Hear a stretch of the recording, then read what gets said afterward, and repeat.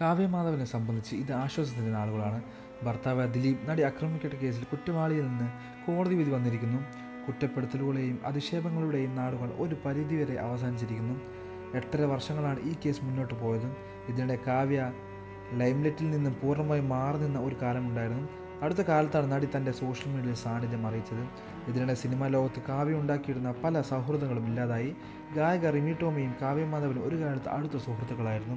രണ്ടുപേരുടെയും കരിയറിലെ വളർച്ച ഏകദേശം ഒരേ കാലഘട്ടത്തിലാണ്. മീശമാധവൻ എന്ന ദിലീപ് ചിത്രത്തിൽ കാവ്യ നായികയായപ്പോൾ റിമി ഈ സിനിമയിലെ ഗാനത്തിലൂടെ ശ്രദ്ധ നേടി.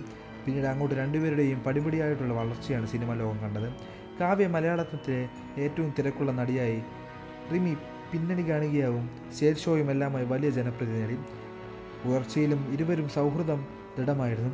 വിദേശ ഷോകൾ ഇവർ മിക്കപ്പോഴും ഒരുമിച്ചായിരുന്നു. ഞാൻ കണ്ടു തുടങ്ങിയത് മുതൽ മലയാള സിനിമയിൽ ഏറ്റവും തിളങ്ങി നിൽക്കുന്ന ഗായിക കാവ്യയാണ്. നല്ല സുഹൃത്താണ്. പാലായിലുള്ള വീട്ടിൽ ആ വഴി പോകുമ്പോൾ വിളിച്ചില്ലെങ്കിലും കയറി വരാൻ കാണിക്കുന്ന മനസ്സുണ്ട്. നല്ലൊരു മനസ്സുള്ളയാളാണ് കാവ്യ എന്ന് ഒരിക്കൽ റിമി ടോമി പറഞ്ഞിട്ടുണ്ട്. നിരവധി വേദികളിൽ ഇവർ തമ്മിലുള്ള സൗഹൃദം പ്രകടമായിരുന്നു. റിമി ആങ്കർ ആയിരുന്ന 1, 2, 3 എന്ന ഷോയിൽ 2 തവണ കാവ്യമാധവൻ അതിഥിയായി വന്നിട്ടുമുണ്ട്.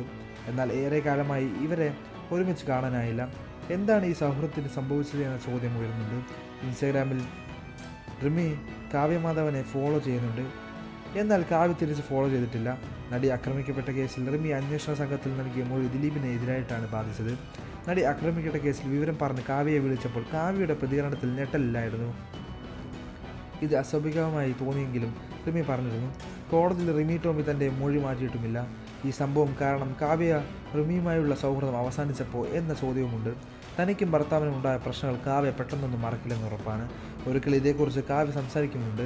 കഴിഞ്ഞുപോയ ഓരോ നിമിഷവും മറന്നുപോയിക്കൊണ്ടിരിക്കുന്നത് ദിലീപേട്ടനെ ഞാൻ ഓർമ്മിപ്പിക്കാറുണ്ട്. അനുഭവിച്ച കാര്യങ്ങളെല്ലാം എഴുതണം, എല്ലാം തുറന്നു പറയാനാകുന്ന ദിവസം വരുമെന്ന് ഉറപ്പ്. അന്ന് എല്ലാം തുറന്നു പറയുമെന്നും കാവ്യമാധവൻ പറഞ്ഞിട്ടുണ്ട്. വനിതയ്ക്ക് നൽകിയ ഈ ഒരു അഭിമുഖം അന്ന് വലിയ വിവാദമായിരുന്നു. കാവ്യമാധവൻ്റെ ആദ്യ വിവാഹബന്ധം വേർപിരിഞ്ഞ് വലിയ ചർച്ചയായിരുന്നു. ദിലീപുമായിട്ടുള്ള ബന്ധമാണ് ഇതിന് കാരണമെന്നാണ് അന്ന് പരക്കെ ഗോസിപ്പുകൾ വന്നത്. ദിലീപ് അന്ന് നടി മഞ്ജു വാര്യരുടെ ഭർത്താവായിരുന്നു.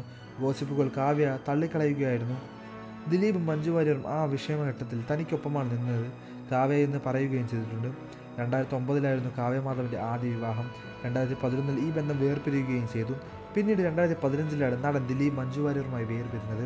2016 നടൻ കാവ്യമാധവനെ വിവാഹം കഴിക്കുകയും ചെയ്തിരുന്നു. കൂടുതൽ വാർത്തകളും വിശേഷങ്ങളും അറിയാൻ ഈ വീഡിയോ ലൈക്ക് ചെയ്ത് ചാനൽ സബ്സ്ക്രൈബ് ചെയ്ത് സപ്പോർട്ട് ചെയ്യുക.